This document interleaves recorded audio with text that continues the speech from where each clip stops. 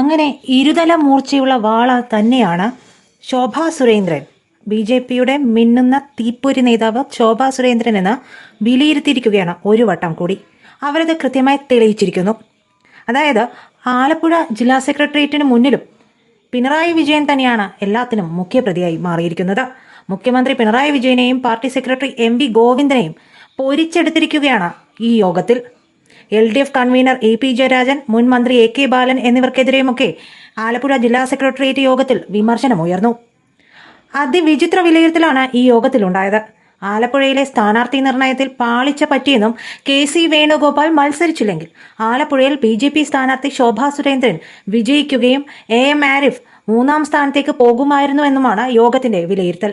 അതുകൊണ്ടാണ് ആദ്യം തന്നെ പറഞ്ഞത് ഇരുതല മൂർച്ചയുള്ള വാൾ തന്നെയാണ് ശോഭാ സുരേന്ദ്രൻ എന്ന്. കേരളത്തിൽ BJPക്ക് ഇത്തരത്തിലൊരു നേതാവിനെ, അതായത് ഇരുതല മൂർച്ചയുള്ള മറ്റൊരു നേതാവിനെ പകരം വയ്ക്കാനുണ്ടാകുമോ? നിസ്സംശയം പറയാം, അതുണ്ടാവില്ല എന്ന്. അവരെ തിരഞ്ഞെടുപ്പുകളിൽ വോട്ട് വിഹിതം ഉയർത്താനായി മാത്രം പരിഗണിച്ചുകൊണ്ടിരുന്ന ഒരു സാഹചര്യം ഇക്കഴിഞ്ഞ കാലയളവിൽ മുഴുവനും ഉണ്ടായി. ഒരു സന്ദേഹവുമില്ലാതെ പറയാം, BJP നിർത്തിയെടുത്തൊക്കെ വളരെയധികം വോട്ട് വിഹിതം ഉയർത്തിയിട്ടുണ്ട് ശോഭാ സുരേന്ദ്രൻ.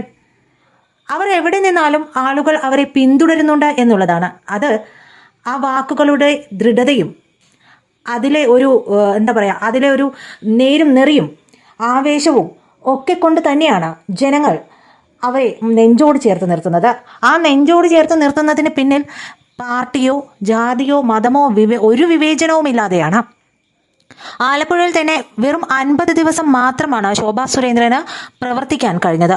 ആ 50 ദിവസത്തിനുള്ളിലാണ് അവർ ഇത്രയധികം വോട്ട് ശതമാനം ഉയർത്തിയത്. അതുമായിരുന്നില്ലായിരുന്നെങ്കിൽ ഒന്ന് ആലോചിച്ച് നോക്കൂ, ഉറപ്പായും ശോഭാജി തന്നെ ജയിക്കുമായിരുന്നു. വേറെ ഒരു നേതാവിനും ഇതുപോലെ ജയിക്കാൻ കഴിയുമായിരുന്നില്ല. അപ്പോഴും 1ാം സ്ഥാനം KC വേണുഗോപാൽ വിജയിച്ചുവെങ്കിലും 1ാം സ്ഥാനത്ത് ശോഭാ സുരേന്ദ്രൻ തന്നെയാണ്. ആറ്റിങ്ങലിൽ നോക്കുക, ആറ്റിങ്ങലിൽ നിൽക്കാൻ ശോഭാജിക്ക് താല്പര്യമുണ്ടായിരുന്നുവെങ്കിലും സുരേന്ദ്രൻ മുരളീധരൻ ഗ്രൂപ്പ് അവിടെ നിന്ന് അവരെ തഴയുകയാണ് ചെയ്തത്. പക്ഷേ ആറ്റിങ്ങലിൽ മുരളീധരൻ ഇത്രയധികം വോട്ട് ഉയർത്തിയത് പോലും ശോഭാ സുരേന്ദ്രൻ മുന്നേ ഉയർത്തി വെച്ച വോട്ട് വിഹിതത്തിന്റെ മുകളിലൂടെയാണ്. അവർ അത്രയേറെ വോട്ട് വിഹിതം വെച്ചിരുന്നത് കൊണ്ടാണ് മുരളീധരന് ഇത്തവണ ഇപ്പോഴുള്ള വോട്ടെങ്കിലും പിടിച്ചെടുക്കാൻ കഴിഞ്ഞത്. അതുമായിരുന്നില്ലെങ്കിൽ ദയനീയമായ പരാജയം തന്നെ അവിടെ കാണേണ്ടി വരുമായിരുന്നു. അത് ഇക്കാര്യങ്ങൾ ഒന്ന് മനസ്സിരുത്തി വിലയിരുത്തിയാൽ എല്ലാവർക്കും തന്നെ മനസ്സിലാക്കാവുന്നതുമാണ്. ഇനിയിപ്പോൾ വരുന്ന അംഗം അത് പാലക്കാടും വയനാട്ടിലുമാണ്. എന്തായാലും പാലക്കാട് പത്മജ വേണുഗോപാലിനെ ഇറക്കുന്നു എന്നൊരു ശ്രുതി കേൾക്കുന്നുണ്ട്.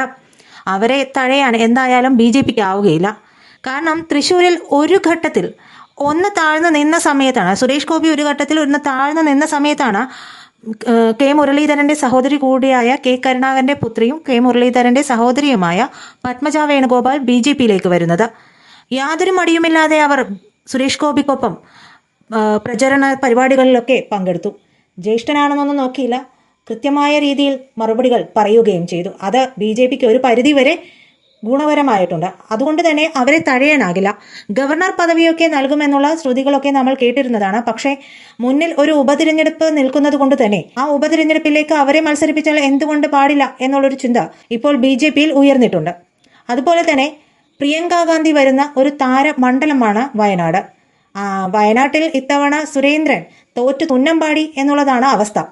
അധ്യക്ഷ സ്ഥാനത്തേക്ക് ശോഭാ സുരേന്ദ്രനെ പരിഗണിക്കുന്നുണ്ടെങ്കിൽ കൂടി മറ്റൊരു വ്യക്തി അവിടെ പ്രിയങ്കക്കെതിരെ നിന്നാൽ വോട്ട് വിഹിതം പോലും ഉയർത്താൻ കഴിയില്ല എന്നുള്ളതാണ് എന്തായാലും BJP ക്യാമ്പിൽ നിന്നുള്ള അലയൊലികൾ. അത് മുന്നിൽ നിർത്തി തന്നെയാകും കേന്ദ്ര നേതൃത്വം ആളെ തീരുമാനിക്കുന്നതും. അതുകൊണ്ട് തന്നെ ശോഭാ സുരേന്ദ്രനാണ് അതിൽ മുൻതൂക്കം എന്ന് തന്നെയാണ് കേൾക്കുന്ന ശ്രുതികൾ.